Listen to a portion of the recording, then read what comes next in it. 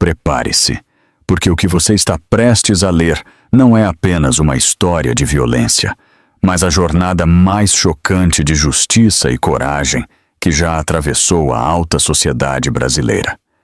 Em pleno casamento, perante a todos, um homem empurrou sua esposa grávida e levantou uma garrafa de vinho, pronto para o ataque final. Aquele instante, congelado no tempo, mudou tudo. Ela, agora Clara Montes, não era uma mulher qualquer. O que parecia o fim de sua vida se tornou o início de uma implacável busca pela verdade que faria tremer uma das famílias mais poderosas do Brasil. De vítima, Clara se tornou a voz que desnudou a violência, o silêncio e a necessidade de redenção. Esta não é uma mera crônica de dor, mas um grito por esperança, pois a coragem, muitas vezes, floresce quando tudo parece perdido. Fique comigo, porque o que vem a seguir, você jamais verá chegando. O Mar de Santos brilhava como um espelho, mas nos olhos de Clara, de apenas 25 anos, refletia-se apenas o medo. Sob o caríssimo vestido de noiva, avaliado em uma fortuna, pulsava uma vida de 4 meses que ela tentava disfarçar. Clara sonhara com um casamento simples, talvez em um sítio no interior, sem fotógrafos ou jornalistas, mas aquele dia era grandioso, caro e totalmente alheio a ela. O murmúrio das ondas chegava da praia do Gonzaga, enquanto a estilista ajustava a cintura do vestido com um alinhavo rápido. Soltamos 2 dedos, por precaução, disse a costureira em voz baixa. Marina, 26 anos, a amiga que viera de Porto Alegre para acompanhá-la, olhou para ela pelo espelho. Tem certeza disso, amiga? Perguntou com a voz suave. Clara não respondeu. Apenas tocou o ventre, como se quisesse acalmar a pequena vida que se movia timidamente sob a seda. Beatriz Soler, 50 anos, a mãe do noivo, irrompeu no quarto sem bater. Ela exalava perfume importado e nervosismo contido. Sorria sempre, ninguém pode sequer desconfiar, ordenou, ajeitando o véu com uma precisão cirúrgica. Clara assentiu, sabendo que qualquer palavra errada poderia arruinar a cerimônia. Beatriz representava a perfeição social da elite de São Paulo, a esposa do empresário que todos admiravam. E não permitiria que uma gravidez antes do casamento manchasse o sobrenome Almeida. Sua obrigação hoje é manter a calma. Tudo tem que parecer perfeito, acrescentou antes de sair com passos firmes. Quando a porta se fechou, Marina suspirou. É inacreditável como eles falam de amor e só pensam nas aparências.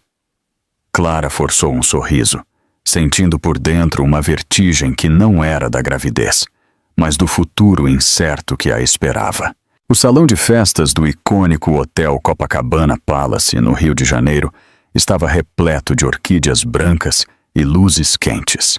Os convidados brindavam com taças de champanhe caríssimas, os músicos afinavam violinos e o ar cheirava a maresia e colônia francesa. Javier Almeida, 30 anos, alto, impecável, caminhava entre os convidados como um ator em seu próprio filme. Cumprimentava a todos, beijava rostos, apertava mãos e, quando seus olhos encontraram os de Clara, forçou um sorriso ensaiado. Ele ofereceu-lhe o braço e sussurrou: "Olhe para a imprensa e amor, que eles vejam que somos felizes." Ela o tomou, consciente de que as câmeras capturavam cada movimento. À sua volta, o burburinho dos convidados se misturava à música e ao tilintar dos talheres. O pai de Javier, o poderoso Dom Rafael, 55 anos, observava-os de uma mesa próxima. Havia em seu olhar algo mais que orgulho, uma sombra de preocupação que mal se notava entre os aplausos. Durante o banquete, Clara mal tocou na comida. As conversas giravam em torno de negócios e veraneios em Angra dos Reis. Beatriz intervinha em tudo, corrigindo a ordem das fotos, ajustando as toalhas, sorrindo aos jornalistas. Não se levante muito, sussurrou para Clara em uma pausa. Pode sentir tonturas. Javier bebia vinho com os sócios de sua startup de tecnologia. Falava de números, de contratos, de sucessos. A cada palavra sua, as risadas dos homens ficavam mais ruidosas. Clara olhou o relógio. Faltavam apenas alguns minutos para a valsa. No canto do salão, Marina lhe fez um gesto de encorajamento. Respire, murmurou sem voz. Clara assentiu, alisando o véu. Quando a música começou, Javier a tomou pela cintura com uma firmeza que doía. Não perca o equilíbrio, murmurou, e seguiram o ritmo diante dos aplausos. As luzes do teto refletiam brilhos em seu rosto, e ela sentiu que o ar rareava. Está tudo bem? Ele perguntou entre dentes, sem parar de sorrir para as câmeras. Nada. É o calor, respondeu. Na verdade, sentia uma pressão no peito, uma mistura de medo e náusea. A orquestra mudou para um tom mais rápido, e por um instante ela pensou que o chão se movia. Agarrou-se ao ombro de Javier, e o murmúrio se transformou em um silêncio tenso. Não arruine o nosso dia, ele disse, apertando-lhe a mão até doer. Marina se aproximou com discrição, fingindo ajeitar o véu. Ela precisa se sentar, disse a um garçom. Javier fingiu concordar e a acompanhou até a mesa, sorrindo novamente para os fotógrafos. Dom Rafael se levantou, mas Beatriz o deteve com um gesto. Está bem, só está nervosa, murmurou sem olhá-lo. Pela janela, o mar continuava a brilhar sob a luz da tarde. Clara respirou fundo, fechou os olhos e pensou na vida diminuta que carregava dentro de si. Quis acreditar que aquele dia seria o começo de algo bom, mas o pressentimento era mais forte que a esperança. Lá fora, o céu escureceu pouco a pouco. O violino voltou a tocar e os convidados retomaram as conversas, mas o primeiro trovão do verão ressoou vindo do mar, prenunciando a tempestade. O tilintar das taças foi quebrado em um instante. A música do quarteto parou, como se o ar tivesse congelado. Clara caiu no chão, e o vinho tinto se espalhou pelo mármore como uma mancha viva de vergonha. Ninguém compreendeu o que havia acontecido no início. Alguns convidados se levantaram, outros fingiram não ver. Javier permaneceu imóvel, com a garrafa de vinho ainda na mão. Em seu rosto, uma mistura de raiva e surpresa, como se não entendesse o que acabara de fazer. A chuva fina começou a bater nos cristais do salão, e as luzes refletiram o vermelho do vinho. Minutos antes, a discussão havia começado por uma bobagem. Clara havia cumprimentado um antigo colega de faculdade, um homem com barba grisalha que a felicitou pela gravidez sem saber que era um segredo. Javier ouviu, e seu sorriso se tornou uma careta. Quem é esse? Perguntou em voz baixa. Um amigo. Só veio me dar os parabéns, respondeu ela, mas ele não a escutava. Sempre há um amigo nas suas histórias, murmurou entre dentes. Clara tentou mudar de assunto, mas ele se aproximou demais. É assim que se comporta no nosso casamento? Ele disse, e o tom de sua voz atraiu olhares. Por favor, Javier, você está bebendo demais. Foi então que ele a empurrou. Um gesto rápido, impulsivo. O golpe foi seco e o silêncio posterior, insuportável. Marina foi a primeira a reagir. Clara! Ela correu até a amiga, ajudando-a a se levantar. Os músicos olhavam atônitos, sem saber se deviam continuar. Beatriz Soler se levantou, impecável, e ordenou com voz firme. Que a música volte. Foi um mal-estar. Todos calmos. Seu controle era quase assustador. Alguns garçons obedeceram, e o violino retomou uma melodia suave, enquanto o sangue se misturava ao vinho no chão. Dom Rafael se aproximou, mas Beatriz sussurrou: "Por favor, não faça um escândalo. A imprensa está lá fora." O homem parou, apertando os punhos. O médico do hotel, que estava entre os convidados, inclinou-se sobre Clara. "Pode se levantar?" perguntou. Ela assentiu com esforço. "Sinto que o bebê se mexe muito. Vamos ao hospital, por precaução."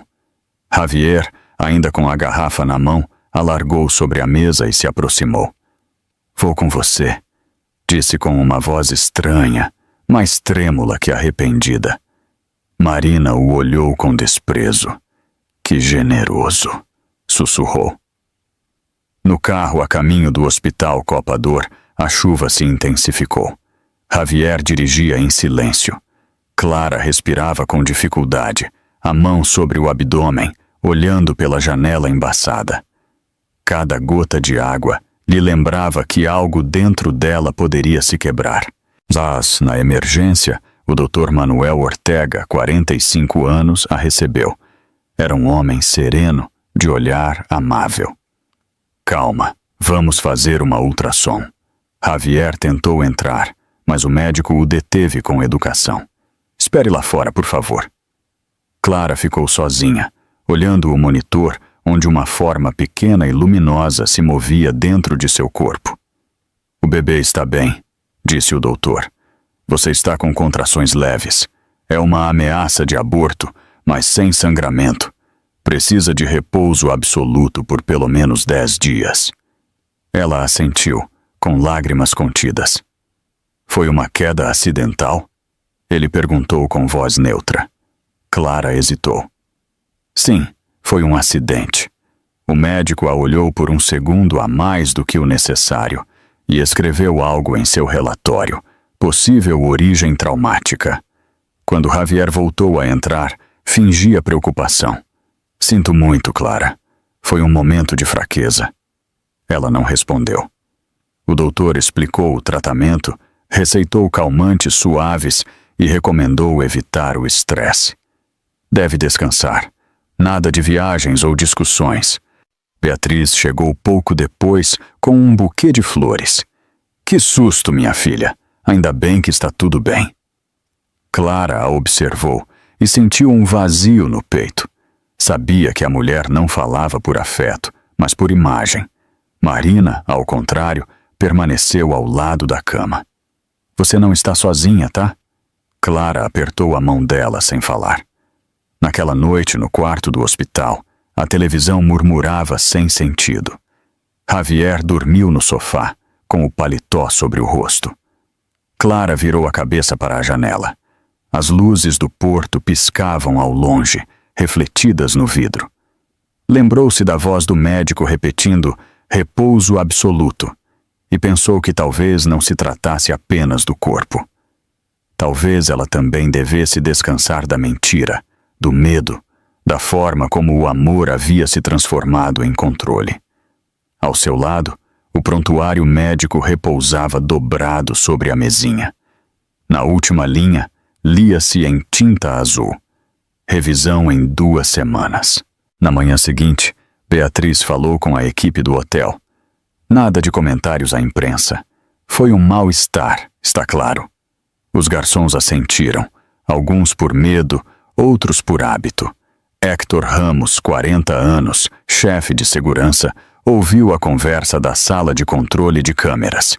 Na tela, via a imagem congelada de Clara caindo e a garrafa de vinho suspensa no ar. Ele sabia que aquilo não era um mal-estar. Esperou que todos saíssem, inseriu um pendrive no sistema e copiou os arquivos daquela noite. Quando guardou o dispositivo no bolso, olhou para o mar pela janela e disse em voz baixa: "Um dia, isto servirá como prova." Da brisa marítima ao ar denso de São Paulo, Clara voltou para uma jaula maior. O penthouse no bairro dos Jardins era amplo, luminoso, com móveis de design e janelões enormes que davam para a rua Oscar Freire, mas ela o achava sufocante. Na primeira manhã após o retorno, Acordou com a sensação de não conseguir respirar. As cortinas estavam fechadas e Javier revisava o telefone sentado na beira da cama. Falei com a mamãe, disse sem levantar a vista. A imprensa não soube de nada. Você fica aqui por uns dias, sem visitas ou ligações. O médico foi claro. Você precisa de repouso. Seu tom não admitia réplica. Clara assentiu em silêncio. Não era apenas repouso que ele queria. Era controle total. O relatório do Dr. Ortega estava sobre a mesa. Ameaça de aborto leve, dizia. Repouso absoluto, evitar estresse. Clara o lera tantas vezes que já podia recitá-lo de memória. Na cozinha, uma assistente lhe preparava chás de camomila e lhe deixava os remédios na mesma hora todos os dias. Beatriz ligava todas as manhãs para dar instruções. Nada de televisão ou redes sociais. Não fale com ninguém que não seja de confiança. A imprensa está esperando qualquer deslize. A voz de Beatriz soava amável, mas era uma ordem disfarçada de preocupação. Claro, senhora, respondia Clara com cortesia automática. Em seguida, desligava e ficava olhando a xícara de chá até que o vapor desaparecesse. Marina tentou ligar várias vezes, mas Javier havia tirado o celular dela. Você não precisa de distrações, ele disse quando ela protestou. Só lhe fazem mal. Uma tarde, ele entrou no quarto sem bater. Tomou os remédios? Sim, ela respondeu. Bom, lembre-se de que faço isso por você e pelo bebê. Em seguida, saiu, fechando a porta com um clique que soou mais alto do que o normal. Clara se levantou devagar, caminhou até a janela e afastou um pouco as cortinas. Na rua, um casal ria perto de uma sorveteria. Um menino corria atrás de uma bola. Ela apoiou a mão no vidro frio e pensou que lá fora a vida continuava, embora a sua estivesse paralisada. Naquela noite ela não conseguiu dormir. O tic-tac do relógio marcava cada minuto. Na mesinha de cabeceira, guardava um pequeno caderno onde escrevia pensamentos breves, às vezes apenas uma frase. Não posso ficar calada para sempre. Tenho que protegê-lo. Onde termina o amor e começa o medo? Era sua única maneira de se sentir viva. À meia-noite, ouviu Javier falando ao telefone no escritório. Não, ninguém sabe de nada. Está tudo sob controle. Uma pausa. Sim, meu pai não suspeita. Ele não entende como essas coisas funcionam. Clara fechou os olhos, compreendendo que não temia apenas o marido, mas também o silêncio dele. No dia seguinte, enquanto tomava o café da manhã, um homem de terno escuro tocou a campainha. Beatriz, que havia chegado cedo, abriu a porta. Dr. Campos, que surpresa! A visitante era uma mulher de uns 100 anos, cabelo curto, olhar firme. Sou Teresa Campos, advogada do Sr. Rafael Almeida. Vim por assuntos de família. Clara a observou do corredor. Teresa sorriu brevemente, como quem cumprimenta alguém que precisa de calma. Poderíamos conversar a sós? Pediu. Beatriz hesitou, mas aceitou. Na sala de estar, Teresa baixou a voz. Seu sogro está preocupado. Ele sabe que algo aconteceu no casamento. Pode me contar o que realmente houve? Clara respirou fundo. Foi um acidente. Eu caí. Teresa não a interrompeu, apenas anotou algo em sua caderneta. E este prontuário médico? Perguntou, mostrando uma cópia do relatório. Diz, possível origem traumática. Clara não respondeu. Entendo, disse a advogada, fechando a caderneta. Se precisar de ajuda, me encontrará neste número. Ela deixou um cartão sobre a mesa. Quando Teresa saiu, Beatriz reapareceu com um semblante severo. Não dê ouvidos a ela. Rafael se intromete em tudo. Você se concentre em se recuperar. Depois, foi para o quarto de Javier. Clara pegou o cartão e o escondeu dentro do seu caderno. Pela primeira vez em semanas, sentiu uma faísca de esperança. Naquela noite, Enquanto ouvia o rumor distante do trânsito paulistano, imaginou que alguém finalmente acreditava nela. Em outra parte da cidade, Marina estava em um café no bairro da Liberdade. Em frente a ela, o chefe de segurança do hotel, Héctor Ramos, segurava um pequeno pendrive. Aqui está tudo, ele disse em voz baixa. 3 câmeras diferentes. A gravação tem carimbo de hora e metadados. Não pode ser manipulada. Marina o pegou com cuidado. Obrigada, Héctor. Isso pode salvá-la. Ele assentiu. Não faço por ela. Faço porque tenho 3 filhas. E se um dia algo assim acontecer, quero que alguém tenha a coragem de ajudar. Marina guardou o dispositivo na bolsa e pagou a conta. Obrigada novamente. Ao sair, respirou o ar quente de junho e pensou que a verdade começava a ganhar forma. Naquela noite, Clara escreveu uma última linha em seu caderno. Às vezes, o silêncio dói mais que os gritos. Ela foi até a sacada, olhando as luzes da cidade. Na rua, os bares fechavam. Os vizinhos se despediam com 2 beijos. O ar cheirava a jasmim e a verão novo. Javier apareceu atrás dela, abraçou-a por trás e sussurrou: "Você é minha, e nada vai mudar isso." Clara permaneceu imóvel, mas em seus olhos havia algo diferente, uma determinação silenciosa. Quando a campainha tocou novamente, ela virou a cabeça. Na porta, Beatriz abria com um gesto tenso. Uma mulher de terno escuro entrou com passo firme. Teresa Campos, mais uma vez. Seu olhar cruzou com o de Clara, e sem dizer uma palavra, ambas compreenderam que algo estava prestes a mudar. O pendrive brilhava sob a luminária do escritório de Teresa Campos, tão pequeno e tão perigoso quanto uma bomba silenciosa. A advogada o havia recebido de Marina naquela mesma tarde, em um café na Avenida Paulista. Lá fora, o tráfego de São Paulo rugia em seu ritmo habitual, enquanto dentro do local só se ouvia o som do café caindo nas xícaras. "Isso muda tudo", disse Marina em voz baixa ao deslizar o dispositivo sobre a mesa. Teresa o guardou sem abri-lo, consciente de que a verdade só devia ser encarada uma vez, no momento certo. "A família do marido sabe de algo?" perguntou. "O pai, talvez. A mãe, impossível. Ela controla tudo." Teresa ponderou. "Então agiremos com cautela." Naquela noite, o escritório de Teresa estava quase vazio. Inseriu o pendrive no computador e respirou fundo. Na tela, apareceu o salão do Copacabana Palace, a mesa com taças de vinho, a música de fundo. De repente, o empurrão, a queda, a garrafa levantada, o gesto de pânico.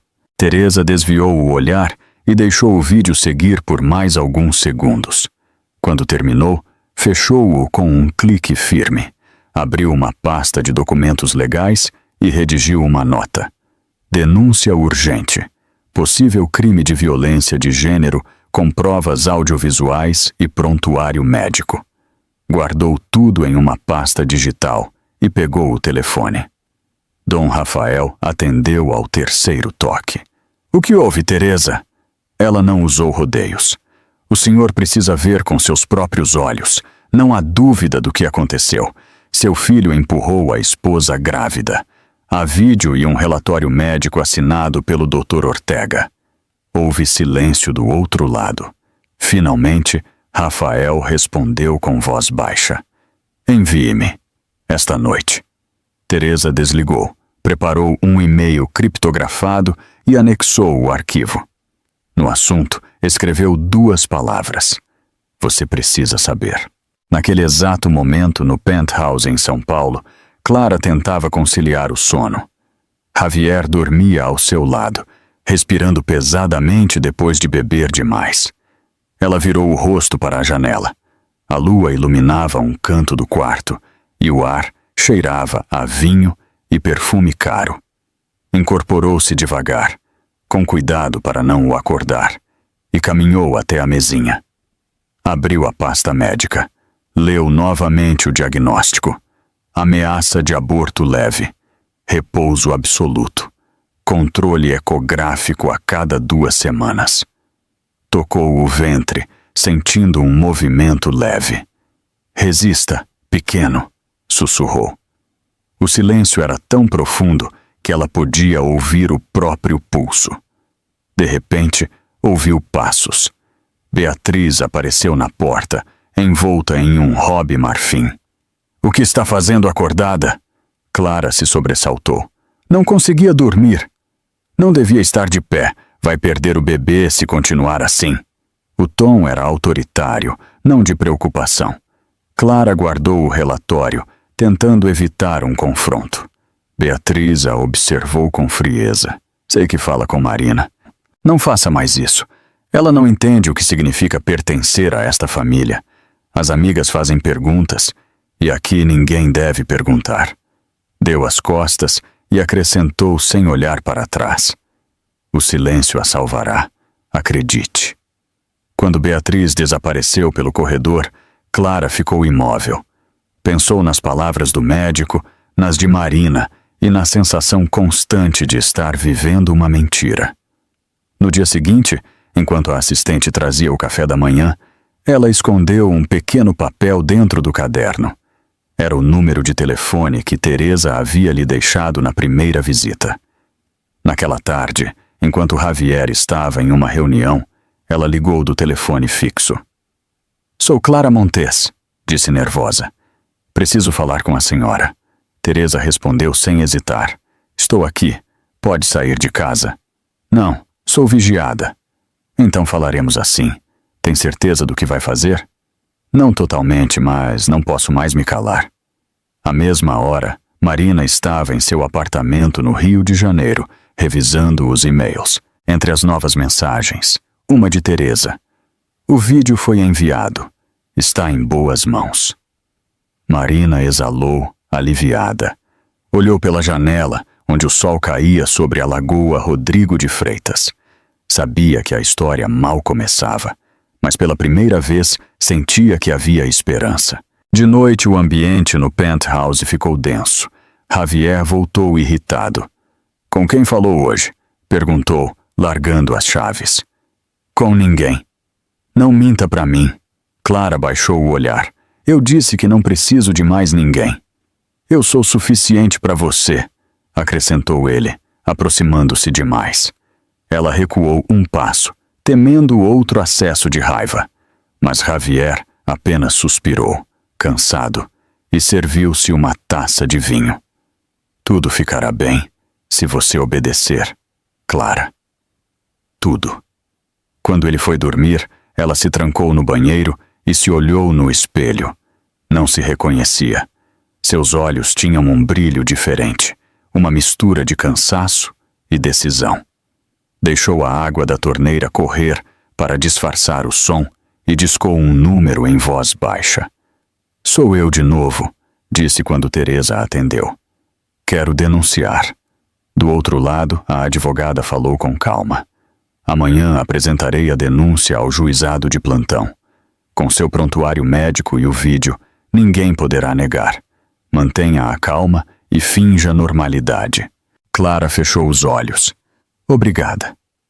Ao amanhecer, Teresa imprimiu os documentos, selou-os e os entregou no fórum.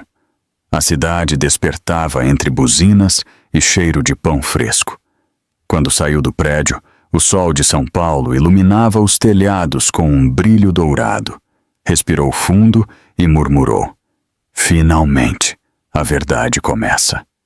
Enquanto isso, no penthouse, Beatriz revisava as câmeras de segurança doméstica. Em uma delas, viu Clara falando ao telefone na noite anterior. Ficou imóvel, apertando os lábios. Sabia que o silêncio não serviria mais de escudo.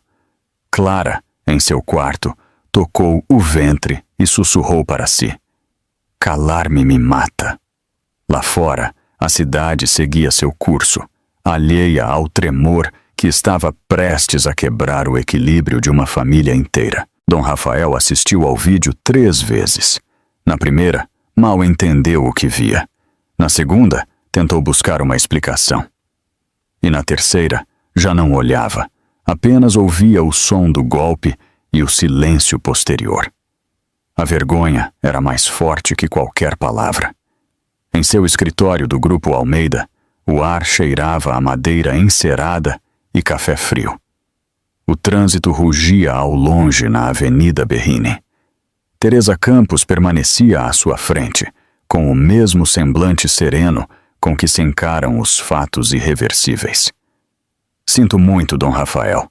Sei que não é fácil, mas o documento de denúncia já foi apresentado ao juizado de plantão. Também entreguei o prontuário médico e uma cópia do vídeo com selo digital. Não pode ser alterado. Rafael assentiu devagar. Obrigada, Teresa. A senhora fez o correto. Ela o olhou por um instante e baixou a voz. O difícil vem agora. O senhor terá que decidir se defende seu filho ou a verdade. O homem ficou sozinho.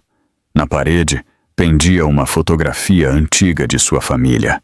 Ele, mais jovem, com Beatriz e um Javier de 6 anos, sorrindo em uma praia de Salvador. Aproximou-se do retrato, observou-o por um longo minuto e depois o colocou virado para baixo sobre a mesa. Sua assistente bateu na porta. O Sr. Javier chegou.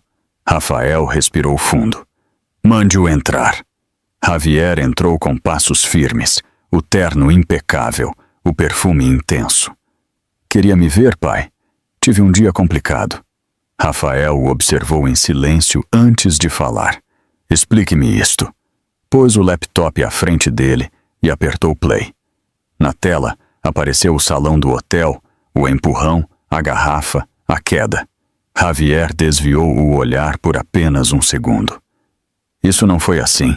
Clara desmaiou. Foi um mal-entendido. Não sei quem manipulou isso, mas é falso. Rafael o encarou com uma mistura de tristeza e raiva contida. Não diga mentiras na minha frente. Falei com o médico. Vi o relatório. Você a empurrou, Javier. Ela estava grávida. Não seja dramático, pai. Foi um acidente. As mulheres exageram tudo. Além disso, não aconteceu nada grave. Nada grave? Repetiu Rafael. Você a humilhou na frente de todos. Você a fez sangrar e mentiu para salvar seu nome. Foi assim que criei um homem? Javier elevou a voz. O senhor me criou para vencer, para não mostrar fraqueza. O senhor mesmo me ensinou que a reputação é tudo. Rafael apertou os punhos. Eu te ensinei a trabalhar com dignidade, não a esconder a violência por trás do dinheiro. A porta se abriu sem aviso e Beatriz entrou, pálida. Rafael, por favor, não agora. Isso não deve sair da família. Pense na empresa, nos funcionários, no sobrenome. Ele a olhou com cansaço. O sobrenome e a vergonha.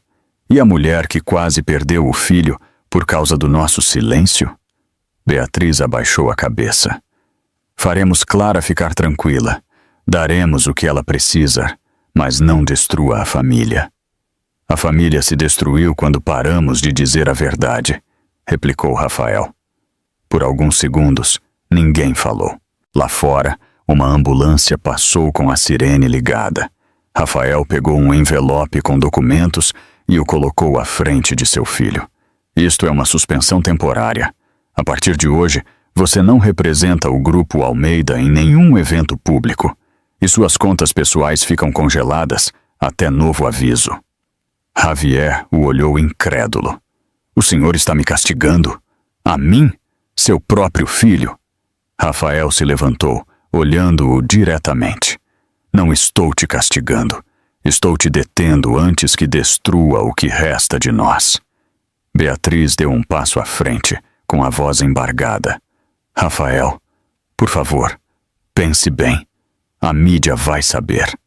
Que saibam, respondeu ele. Prefiro perder dinheiro do que perder a alma. Javier, vermelho de fúria, bateu na mesa. O senhor não tem o direito. Tudo isso é culpa daquela mulher. Rafael deu um passo em sua direção. Não diga o nome dela com desprezo. Essa mulher, como você a chama, é sua esposa e a mãe do seu filho, e você a tratou como uma inimiga. Houve um silêncio denso. Beatriz cobriu o rosto com as mãos. Javier recuou, sem palavras. Rafael voltou a falar, mais baixo. Amanhã convocarei o Conselho de Administração. Apresentarei sua suspensão oficialmente. Se ainda lhe resta algo de decência, fique em silêncio. Javier saiu do escritório sem olhar para trás. Beatriz permaneceu parada, os olhos úmidos. Vai perdê-lo para sempre, disse em um sussurro. Rafael a observou, esgotado. Eu já o perdi no dia em que ele aprendeu a mentir como você. Ela não respondeu. Teresa voltou a entrar com um documento para assinar. É o comunicado interno, Dom Rafael. Preciso de sua assinatura. Ele pegou a caneta e assinou devagar. Pela família? Disse em voz baixa. Justamente pela família. Naquela tarde, a notícia da suspensão começou a circular. Os funcionários se entreolhavam sem falar, conscientes de que algo importante estava acontecendo. Rafael permaneceu em seu escritório até que o sol começou a cair sobre os telhados de São Paulo. Observou as luzes se acenderem uma a uma, como se a cidade despertasse justamente quando ele começava a entender a magnitude do que havia feito. Em seu interior não havia alívio, apenas uma tristeza, limpa, parecida com a justiça.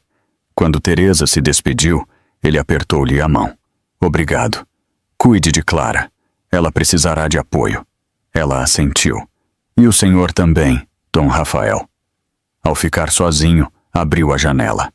O ar da tarde trazia cheiro de chuva e terra. Pensou em Salvador, em sua mãe, nos gritos que ouvia quando criança, quando seu pai chegava bêbado. Jurou então que jamais permitiria que a violência voltasse para sua casa.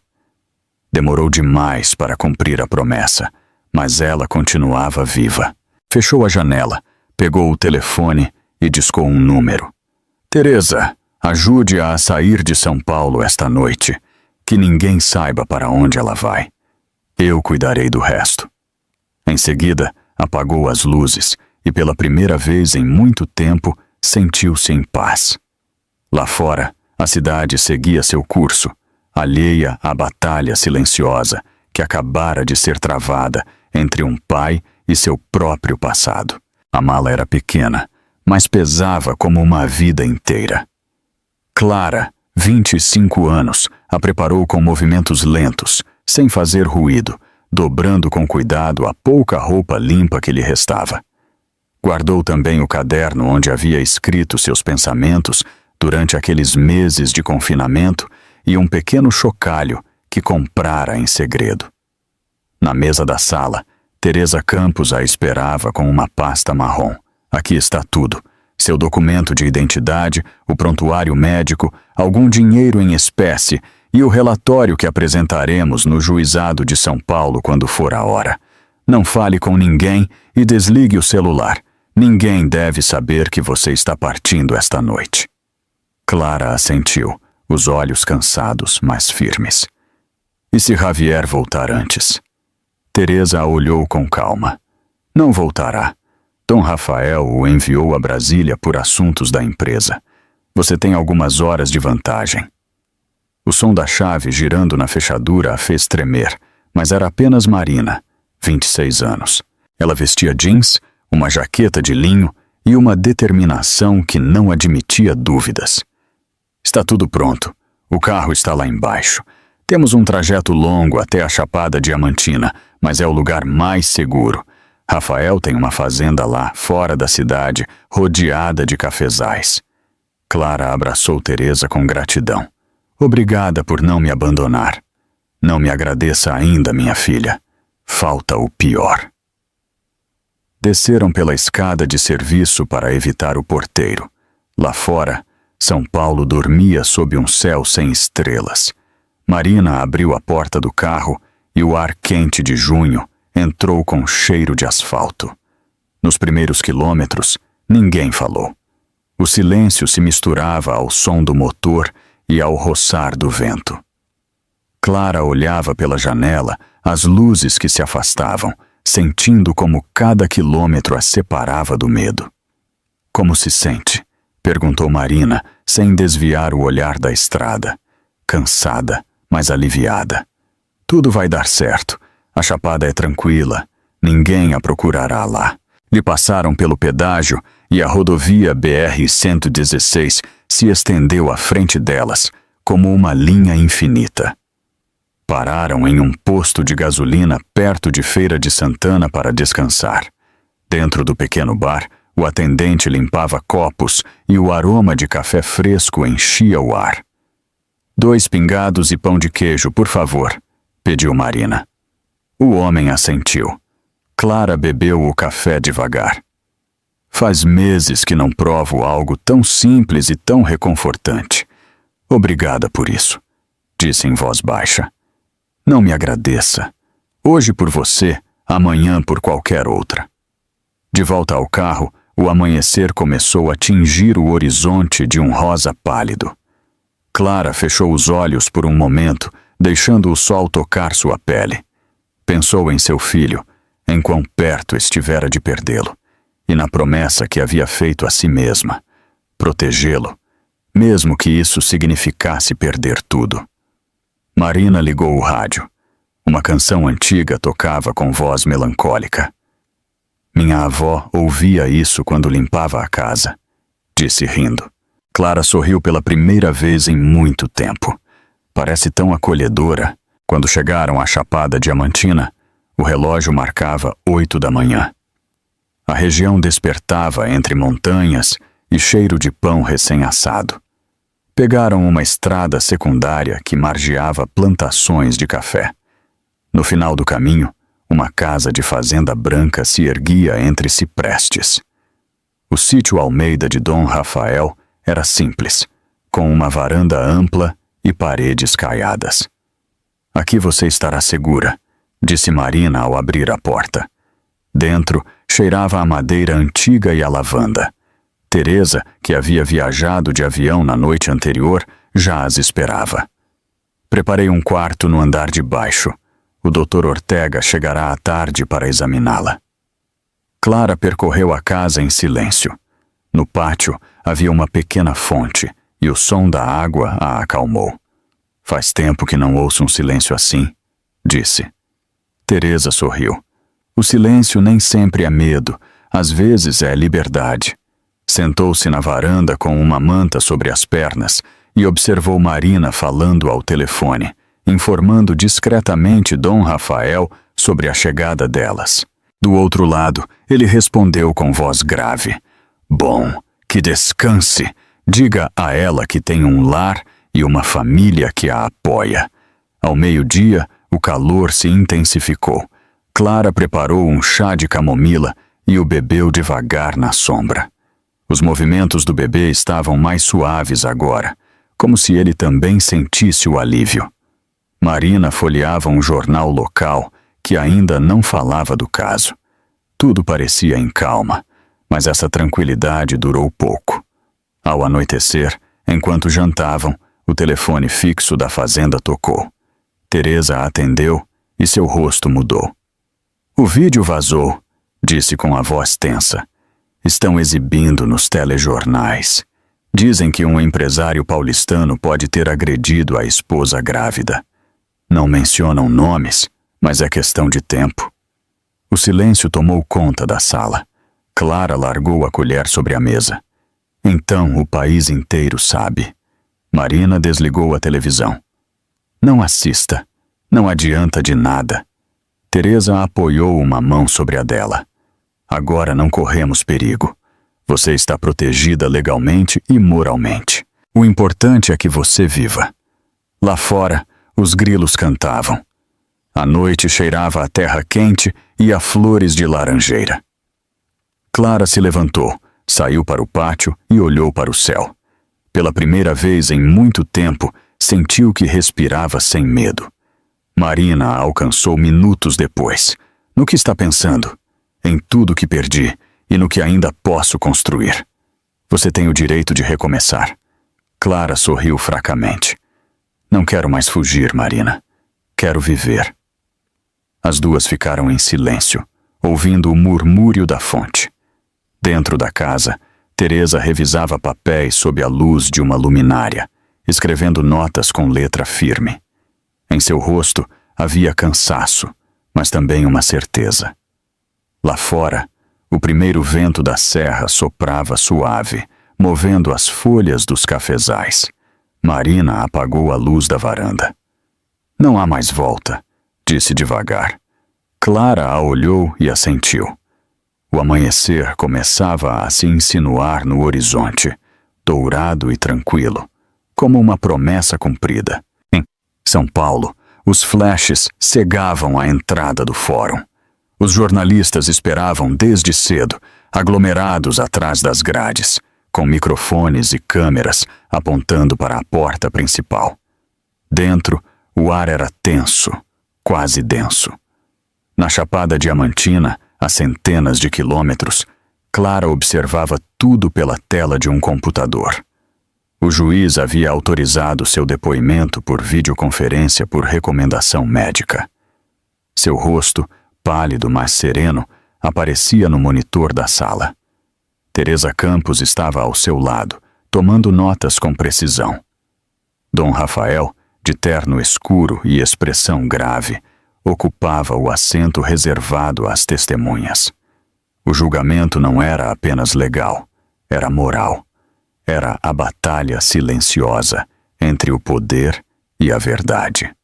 Javier Almeida, 30 anos, entrou na sala com passo seguro. Vestia um terno cinza e esboçava um sorriso que não chegava aos olhos. Ao seu lado, seu advogado midiático falava sem parar com os repórteres, prometendo esclarecer um mal-entendido familiar. O murmúrio do público se apagou quando o juiz bateu o martelo. Silêncio. Começa a audiência do caso número 220. Teresa levantou a cabeça e olhou para Clara na tela. Lembre-se, responda apenas o necessário. Sua verdade já está aí. Ela havia dito antes de se conectarem. O promotor expôs os fatos. A agressão ocorrida no casamento. As provas audiovisuais. O prontuário médico. Cada palavra ressoava como um eco na sala. Javier mantinha o olhar fixo na mesa, movendo os dedos sobre a caneta. Quando chegou a sua vez de depor, ele se levantou com um gesto controlado. Foi um acidente. Minha esposa passou mal e perdeu o equilíbrio. Eu tentei ajudá-la. O juiz assentiu sem demonstrar emoção. E a garrafa de vinho que o senhor segura no vídeo? Javier sorriu com frieza. Uma coincidência. Eu estava comemorando. O promotor exibiu a gravação em silêncio. Na tela, o salão do hotel, o empurrão, o gesto de medo. Ninguém falou durante aquele minuto eterno. Quando terminou, o juiz ajeitou os óculos. O contexto está claro. Continuemos. Em seguida, foi a vez de Clara. A conexão mostrava seu rosto a partir da baía. Ela tinha os cabelos presos, as mãos entrelaçadas sobre o colo. Conte-nos o que ocorreu na noite de 27 de maio. Sua voz era tranquila, embora em cada palavra vibrasse um tremor. Estávamos discutindo. Ele me acusou de coisas que não eram verdadeiras. Ele me empurrou. Eu caí. Senti dor. Pensei que havia perdido o bebê. Um silêncio reverente tomou conta da sala. A senhora tentou pedir ajuda? Eu não podia. Tiraram meu telefone. Disseram-me para guardar silêncio pelo bem da família. O juiz abaixou o olhar, e por um momento a tensão se transformou em respeito. Dom Rafael se levantou em seguida. Seu depoimento era o mais esperado. Caminhou devagar até o estrado. Excelência, não venho justificar meu filho. Venho dizer a verdade. Eu vi o vídeo. Ouvi as testemunhas. Não há dúvida. O que se vê é uma agressão, e não há sobrenome ou fortuna que mude o que isso significa. A sala permaneceu imóvel. Sua voz, grave e contida, encheu o espaço com a autoridade de quem viveu mais do que gostaria. Dediquei minha vida a construir uma empresa que desse orgulho à minha família, mas de nada serve se meu filho não entende o respeito. Prefiro perder tudo a ser cúmplice do silêncio. Beatriz, sentada na última fila, abaixou a cabeça. Uma lágrima rolou por seu rosto, invisível para os fotógrafos. Javier a olhou por um segundo, esperando apoio, mas ela não se moveu. Quando o advogado de defesa tentou falar, sua voz soou vazia. Meu cliente colaborou em todos os momentos e lamenta o ocorrido. O juiz pediu ordem. O tribunal não está aqui para avaliar remorsos, mas fatos. Teresa entregou os documentos finais. O prontuário médico do Dr. Ortega, o certificado do Copa-Dor, as provas periciais do vídeo, autenticado com metadados.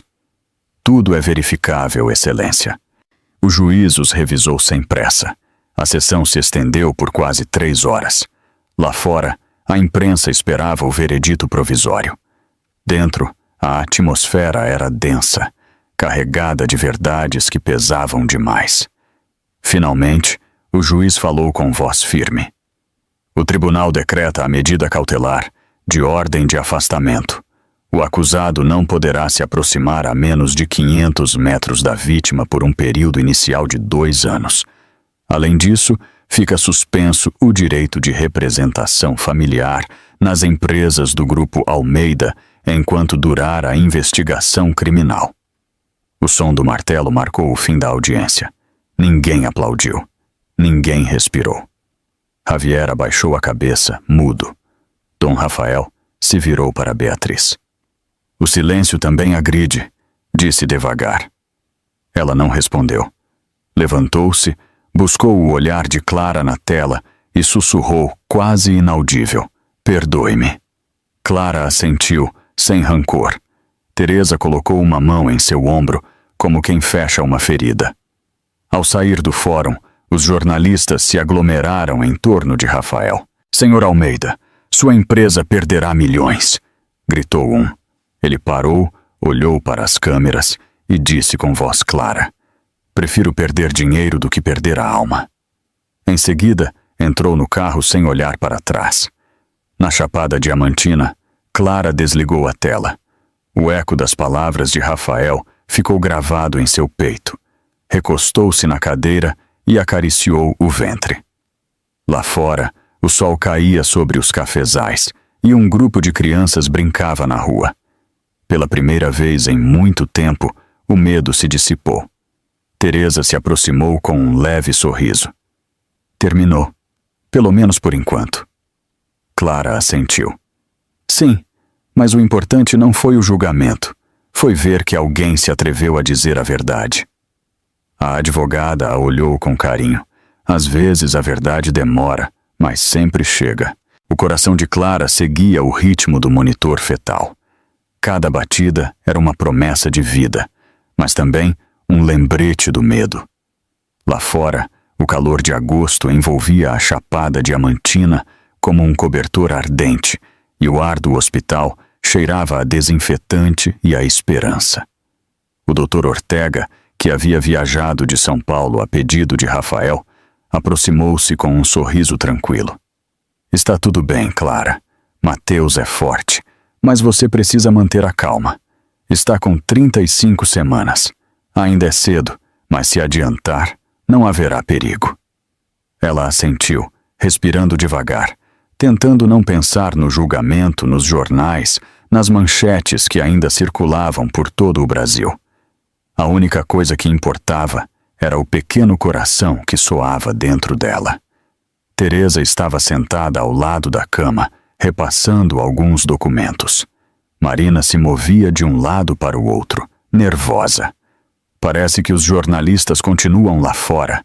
Dom Rafael ligou, disse que ninguém pode entrar, nem para fazer perguntas. Clara tentou sorrir. "Não me importo. Só quero que tudo acabe." Ao longe, os sinos de uma igreja tocaram, marcando 12:00. O sol caía pela janela e desenhava reflexos no chão. Talvez seja hoje, disse o doutor após revisar a ultrassom. O corpo sabe quando parar de resistir. Horas depois, enquanto as contrações se tornavam mais regulares, Clara lembrou-se da voz de sua mãe, dizendo-lhe que a vida sempre começa em meio ao caos. Pensou em Javier, na última vez que o viu na tela do julgamento, e sentiu uma mistura de raiva e compaixão. Não queria que seu filho crescesse com esse medo, nem com o peso de um sobrenome que havia se tornado sombra. Prometo que você será livre, sussurrou, apertando a mão de Marina. Seremos nós duas, respondeu a amiga. O doutor voltou com o semblante firme. Vamos preparar o centro cirúrgico. O bebê está pronto. O tempo se tornou uma sucessão de luzes e sons. Clara ouviu a própria respiração e o eco distante das vozes da equipe médica. Em um instante de silêncio, escutou o primeiro choro. Era um som frágil, mas que preenchia todo o espaço. Nasceu com 35 semanas. Pesa 2,4 kg. Está perfeitamente, anunciou o doutor. Teresa, que esperava do lado de fora, exalou aliviada. Quando Clara viu o filho pela primeira vez, seu mundo mudou de forma. Ela o pegou nos braços e sentiu que tudo o que era escuro se dissolvia. Olá, Mateus, disse com lágrimas suaves. Você é meu presente do céu. Dom Rafael chegou ao hospital naquela mesma tarde. Caminhava devagar, com uma caixa de flores e um rosto que misturava orgulho e humildade. Quando entrou no quarto, Clara dormia com Mateus aninhado ao peito. Marina o recebeu com um sorriso cansado. Ela foi corajosa, disse. Mais do que se pode imaginar, respondeu ele. Aproximou-se devagar e olhou para o pequeno. Meu neto. Deixou as flores sobre a mesa e permaneceu alguns minutos em silêncio. Quando Clara acordou, encontrou-o sentado perto da janela. Obrigada, murmurou ela. Não me agradeça, minha filha. Foi a senhora quem salvou o pouco que restava de nossa família. Ela sorriu. Eu não queria salvá-los. Eu só queria sobreviver. Rafael inclinou a cabeça. Às vezes, sobreviver é a forma mais digna de lutar. Naquela noite, enquanto o hospital dormia, o telefone de Teresa tocou. Era Beatriz. Como ela está? Perguntou com a voz fraca. Bem, Mateus nasceu saudável. Do outro lado houve um longo silêncio. Posso falar com ela? Teresa hesitou por um momento. Depois, estendeu o telefone. Clara o pegou com cautela. O que deseja, senhora? A voz de Beatriz tremeu. Perdoe-me, minha filha. Eu não tive a coragem de protegê-la. Vivi toda a minha vida acreditando que o silêncio era uma forma de manter a paz, mas ele só alimenta o medo. Peço seu perdão. Clara ficou calada, olhando o filho dormindo. Agradeço suas palavras, mas a senhora não deve um pedido de desculpa a mim. Deve aprender a falar antes que o silêncio machuque outra pessoa. Beatriz soluçou. Eu vou tentar. A ligação terminou, e Clara sentiu que pela primeira vez o passado começava a se fechar. No dia seguinte, o sol entrou pela janela com uma luz dourada. Rafael voltou com um envelope na mão. Aqui estão os papéis da fundação. Quero dar a ela o nome de seu filho, Mateus. Servirá para ajudar mulheres que passaram pelo mesmo que a senhora. Clara o olhou surpresa. Tem certeza? Mais do que nunca. É hora de o nosso sobrenome servir para algo limpo. Teresa, que ouvia da porta, assentiu. A justiça começa quando a verdade é compartilhada. O Dr. Ortega entrou para examinar a mãe e o bebê. Ambos estão perfeitos. Mateus é forte, como a mãe. Clara acariciou a bochecha do pequeno. Obrigada, doutor. Não me agradeça. Este menino nos lembra que a vida sempre encontra seu caminho. Pela tarde, quando o hospital ficou em silêncio, Marina ligou a televisão. No telejornal, aparecia um comunicado assinado por Beatriz Soler de Almeida. Nele, ela reconhecia seu erro e pedia perdão às mulheres que haviam se calado por medo de perder a reputação. Clara o ouviu sem dizer nada. As palavras soavam sinceras. Talvez ainda haja redenção, disse Teresa. Talvez. Clara beijou o filho na testa. Enquanto ele viver, haverá esperança. Um ano depois, os cafezais do sítio voltavam a florescer. A primavera havia enchido de luz os campos da Chapada Diamantina, e o ar cheirava a grama fresca e a pão recém-assado. Na entrada principal, uma placa de mármore branco refletia o sol da manhã. Nela, lia-se: Fundação Mateus. Pela dignidade, pela verdade, pela vida. Clara, 26 anos, parou em frente às letras e acariciou o nome de seu filho. No pátio interno, ouvia-se o murmúrio das fontes e as risadas das voluntárias que preparavam a inauguração. Tudo parecia simples, mas por trás de cada detalhe havia meses de esforço, de burocracia, de noites sem dormir e da esperança compartilhada por um grupo de pessoas que haviam decidido transformar a dor em algo útil. Dom Rafael, 56 anos, chegou pontual, apoiado em uma bengala de madeira. Havia envelhecido um pouco, mas seu olhar continuava firme. Vestia um terno claro e uma gravata azul, simples, a mesma que usara no julgamento. "O lugar está lindo, minha filha", disse ao ver o jardim cheio de flores. "O senhor tornou isso possível", respondeu Clara. Ele negou com a cabeça. "Não, fomos todos nós. O mérito é de quem teve a coragem de falar."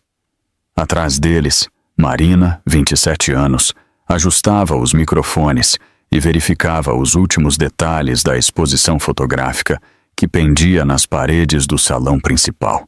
As imagens mostravam rostos de mulheres sorrindo, algumas com cicatrizes visíveis, outras invisíveis. Sobre cada retrato, uma frase breve lembrava sua história. Faces da Esperança era o título da mostra. Teresa, 51 anos, apareceu pouco depois, com uma pasta debaixo do braço. "Está tudo em ordem legal", disse com satisfação. "A fundação está registrada e conta com apoio do governo regional. Será um refúgio, um lugar para recomeçar." Clara a abraçou com força. "Sem você, eu não teria chegado até aqui." "Não diga isso. Você fez o caminho." Em um canto do pátio, Héctor Ramos, 41 anos, instalava discretamente um sistema de câmeras e uma rede digital de segurança. Quando viu Clara, levantou a mão em sinal de cumprimento. "Tudo protegido. Ninguém poderá usar essas imagens sem consentimento. Eu prometi." "Obrigada, Héctor", respondeu ela. "Às vezes, a segurança também é uma forma de carinho." Ele sorriu. "E de justiça." A cerimônia começou com o som de um violão. Uma jovem cantava uma canção suave que falava de perdão e de valentia. Os convidados, vizinhos da região, jornalistas locais e representantes de associações, enchiam o pátio. Dom Rafael tomou a palavra primeiro. Sua voz soava firme, sem o tremor da idade. "Há um ano, minha família se quebrou sob o peso da mentira. Hoje, estou aqui para demonstrar que a verdade não destrói. Ela cura. Esta fundação não leva meu nome, nem o da minha empresa. Leva o nome de um menino que nasceu em meio ao medo e que nos ensinou a todos que o amor e a dignidade podem recomeçar." Um aplauso caloroso encheu o ar. Clara abaixou a cabeça, com lágrimas silenciosas. Em seguida, Marina falou. Contou como conheceu Clara, como guardou aquele pendrive por semanas, sem saber se deveria entregá-lo. "Quando decidi fazê-lo, entendi que a amizade também pode ser um ato de justiça", disse. Teresa, do fundo, assentiu emocionada. Hector observou em silêncio, lembrando-se da noite em que copiou as imagens do hotel. Cada um, à sua maneira, havia quebrado uma corrente de medo. Quando Clara subiu ao estrado, o sol iluminou seu rosto. Vestia um vestido simples de linho branco e uma pulseira que sua mãe havia lhe dado antes de morrer. Não estou aqui para falar do passado, começou. Estou aqui para falar do que pode vir depois da dor. Este lugar não é só meu nem de minha família. É para todas aquelas que um dia se calaram. Aqui não se julga, se escuta. Aqui não se promete esquecimento, se oferece futuro. O aplauso foi longo, sincero. Mateus, de 1 ano, estava sentado no colo de Marina e brincava com uma fita colorida. Quando a música voltou a tocar, Clara desceu do estrado e o pegou nos braços. Este será seu legado, meu filho, que nenhuma mulher tenha medo de dizer a verdade.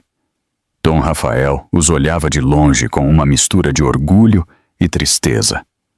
Sabia que o tempo não curava tudo, mas pelo menos havia dado sentido aos anos perdidos. Quando a cerimônia terminou, Beatriz apareceu discretamente na entrada. Vestia cinza, o rosto cansado. Alguns a reconheceram, mas ninguém disse nada. Caminhou devagar até Clara, que segurava Mateus nos braços. Eu não sabia se devia vir, murmurou. Mas eu precisava ver você. Clara a observou por alguns segundos. Beatriz estendeu um envelope com uma foto em preto e branco. Nela, Clara aparecia sorrindo no hospital, com o bebê recém-nascido. Eu encontrei isso entre minhas coisas. Quero que você fique. Eu não pude ser uma boa mãe, mas quero tentar ser uma boa avó. O silêncio que se seguiu foi denso, mas não desconfortável. Clara pegou a foto com delicadeza. Eu não guardo rancor, Beatriz. Apenas desejo que este seja um novo começo. A mulher assentiu com os olhos úmidos. Obrigada. Em seguida, sem dizer mais nada, afastou-se entre as pessoas. Dom Rafael se aproximou e apoiou uma mão no ombro de Clara. Às vezes, o perdão também é uma forma de justiça. Ela respirou fundo, olhando para o céu azul da Bahia e para a liberdade. 5 anos depois, o sol sobre a Serra do Sincorá parecia mais limpo do que nunca. A luz do verão banhava os cafezais que rodeavam o sítio, e o ar cheirava a pão torrado e a jasmim. Na cozinha, Clara, 30 anos, preparava o café da manhã, enquanto Mateus, 5 anos, desenhava na mesa de madeira. Seu pequeno rosto estava concentrado em um papel cheio de cores. Olha, mamãe, disse, mostrando seu desenho. Somos você, o vovô e eu, e aqui está o sol. Ela sorriu e acariciou o cabelo dele. Está lindo, meu filho. No desenho, havia 3 figuras de mãos dadas, sob um enorme sol amarelo. Aquela imagem simples continha tudo pelo que ela havia lutado para conseguir: paz, família e uma vida sem medo. Dom Rafael, 60 anos, entrou na sala com passos lentos, apoiando-se em sua bengala. Sua saúde havia começado a se debilitar, mas ainda conservava o mesmo brilho nos olhos. Bom dia, campeões! Cumprimentou com sua voz grave. Mateus correu em sua direção e o abraçou pela cintura. Hoje vamos ao Rio, não é, vovô? Rafael riu. Claro, mas primeiro vamos tomar café. Aventuras não se fazem com o estômago vazio. Clara serviu café para ele e leite morno para o menino. Tudo tinha um ritmo tranquilo, quase ritual. Lá fora, o som das cigarras se misturava ao canto dos pássaros. Depois do café da manhã, os 3 saíram para o pátio. O sol iluminava as paredes caiadas e a fonte do centro lançava brilhos de água clara. Rafael sentou-se em uma cadeira de balanço sob a mangueira mais antiga e observou Mateus brincar com uma bola. Ele tem sua energia, disse olhando para Clara, E seu olhar? Ela sorriu. Ele também tem a sua paciência. O senhor fala com ele como se cada palavra fosse importante. Por que é? Respondeu ele. As crianças lembram das palavras ditas com o coração. Permaneceram em silêncio por alguns minutos, desfrutando da calma. O tempo parecia ter parado naquele canto da baía.